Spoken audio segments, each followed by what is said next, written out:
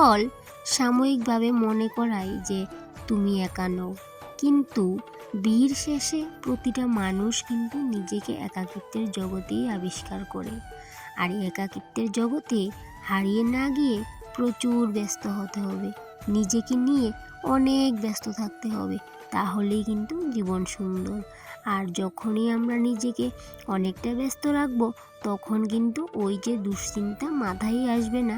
কারণ কি, তখন মাথার মধ্যে একটাই চিন্তা থাকবে যে কোন কাজটার পরে কোন কাজটা করব। তো যাই হোক বন্ধুরা, আমি কিন্তু নিজেকে অনেকটাই ব্যস্ত রাখি। হয়তো হাড় ভাঙনি হাড় খাটুনি কাজ আমি করি না, কিন্তু ওই যে হালকা পাতলা যেই কাজ থাকুক না কেন, নিজেকে ওই কাজগুলা দিয়ে একটু ব্যস্ত রাখার চেষ্টা করি। কারণ কি, এখনকার মানুষ কিন্তু অনেকটাই দুশ্চিন্তাযুক্ত, অনেক দুশ্চিন্তা নানান চিন্তা ভাবনা আসে, আর তাহলে কিন্তু শরীরও অসুস্থ থাকে আর মনটাও কিন্তু ফ্রেশ থাকে না। তাই জন্য কিন্তু নিজেকে যতটা পারি কাজের সাথে যুক্ত করে রাখি, যাতে মাথার মধ্যে কোনো উলটপালট চিন্তা দুশ্চিন্তা না আসে। যাই হোক বন্ধুরা, অনেক কথা হবে, প্রত্যেক দিনই কথা বলি, অনেক কথাই বলি, তোমাদের সাথে শেয়ার করি। তো নিজের পরিচয়টা তো ঠিকভাবে দেওয়া হয় না। এখন থেকে ভাবছি যে প্রত্যেক ব্লগে তোমাদের সাথে আমি আমার পরিচয়টা দিয়ে তারপরে কিন্তু যাই গল্প করি সেটা করব। আর এই যে আমি হলাম রূপা, ত্রিপুরার ধলাই জেলার ছোট্ট একটা গ্রামের অতি সাধারণ ঘরে অতি সাধারণ একজন গৃহবধূ। তো গত শুক্রবার সন্ধ্যায় বাবার বাড়ি গিয়েছিলাম। তো সেখানে শুক্রবার থাকলাম, শনিবারটা থাকলাম, আর রবিবার সকাল মানে আজকে সকাল 8টায় এই যে বাড়ি চলে আসলাম। এসে কিন্তু সবার প্রথমে কিন্তু দরজা খুলে এই যে আমি আমার কর্ম শুরু করে দিলাম। ড্রেসও কিন্তু পাল্টাইনি, কারণ জলদি করে আজকের কাজটা সারতে হবে, কারণ কি ছেলেকে নিয়ে একটু বেরোতে হবে। তাই জন্য কিন্তু চটপট করে আমি সব কাজ সেরে নেব। এদিকে দেখো, আমি বাড়ি এসেই ড্রেসও খুলিনি, ভাবলাম যে চটপট করে সব কাজ সেরে নিই। আর এদিকে আমি প্রথমে ঘরদোর ঝাড়ু দিলাম, ঘরদোর মুছলাম, তারপর ভাবলাম বাসি উঠানটা ঝাড় দিই। বাসি উঠানটা ঝাড় দিয়ে যেগুলো কাজকর্ম আছে, বাসি কাজকর্ম, ওইগুলো সব করব। তারপর রান্নাবান্না করব, স্নান করব, তারপর কিন্তু ছেলেকে নিয়ে বের হব। তো প্রত্যেক দিন কিন্তু আমি উঠান ঝাড়ু দিই। উঠানে ময়লা থাকলেও উঠানটা ঝাড়ু দিই, উঠানে যদি কোনো ময়লা না থাকে তাও কিন্তু উঠানটা ঝাড়ু দিই। কারণ কি, এই যে বাসি উঠান এভাবে রাখতে নেই, তো বাসি উঠান কিন্তু প্রত্যেক দিনই ঝাড়ু দিতে লাগে। তাই জন্য কিন্তু বাসি উঠানটা ঝাড়ু দিয়ে তারপর ওই যে ড্রেসগুলো চেঞ্জ করলাম আর ওইগুলোকে ধুয়ে নেব। আর ছেলেরও কিছু ড্রেস আছে মামার বাড়িতে পড়েছিল, ওই ড্রেসগুলোও কিন্তু ধুয়ে দেবো। তো অন্যদিন কিন্তু উঠানে আমি অনেক কিছু রোদে দেই, কিন্তু আজকে আর কিছুই দিছি না। কারণ কি, জামুগা 11টার ভিতরে বাইরিয়া, তার লেগে কিন্তু কিছু আর রোদে দেওয়া হয়েছে না। আর এইদিকে দেখো, কুকারে ভাত বসাইছি, আর এদিকে ডিম সিদ্ধ। আজকে বেজাল্লা রান্না করতাম না, কারণ কি সময় নাই হাতে, একদম শর্টকাট রান্না করুম আর এই 11টার ভিতরে বাইরিয়ে যাবো। 11টার ভিতরে জায়গা যে পুষতে লাগবো, আমি 10:30টায় বাড়ি থেকে বাইরিয়ে যাবো। ওইদিকে ডিম সিদ্ধ বসাইয়া এদিকে বাইরের কাপড় চোপড়গুলোও কিন্তু ধুয়ে নিছি।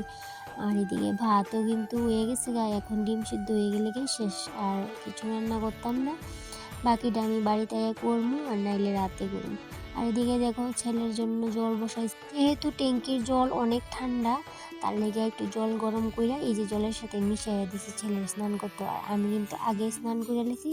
আর এদিকে দেখো, আমরা খাওয়া দাওয়া শেষ, আর ছেলে আমার আগে বাইরে গেছে রাস্তাতে, কইতাছে মা আমি গাড়ি দাঁড় করাই, তুমি আইও। আমিও রেডি বাইরে যেতেছি গা। আর আজকে আমি ড্রেসই পরছি, কারণ শাড়ি পরে যাবো ভাবছিলাম, কিন্তু ওই যে শাড়ি পরতে তো অনেকটা সময় লাগে, তার জন্য আর শাড়ি পরছি না, ড্রেসই লাগাই নিছি। আর আমি শাড়ি পরতে কিন্তু অনেকটা ভালোবাসি, কিন্তু আজকে ওই যে সময়ের অভাবে ড্রেস লাগাই নিছি। আর এখন বাজে 10:30। তো 10:30টার সময় বাইরেছি, ওইখানে যাইতে যেতে কিন্তু 11:30 বেজে গেছে। আর এদিকে দেখো, প্রোগ্রামও আরম্ভ হয়ে গেছে অনেক আগেই, 11:30টাতে প্রোগ্রাম আরম্ভ হয়েছে। আর এই যে আমার ছেলে উঠছে স্টেজে, তার আর্ট ত্রিপুরা আর্ট সোসাইটির পক্ষ থেকে, তারা আমরা ধলাই ডিস্ট্রিক্টের মধ্যে তারা শিল্পী সংবর্ধনা দেওয়া হইব আর পুরস্কার দেওয়া হইব। যারা যারা গত 23-এ এক্সাম দিয়েছিল তারা সিলেকশন করছে বোর্ডের থেকে, তো যারা যারা সিলেকশন করছে তারা ওই যে স্টেজে আজকে পুরস্কার বিতরণী অনুষ্ঠান করা হইতেছে।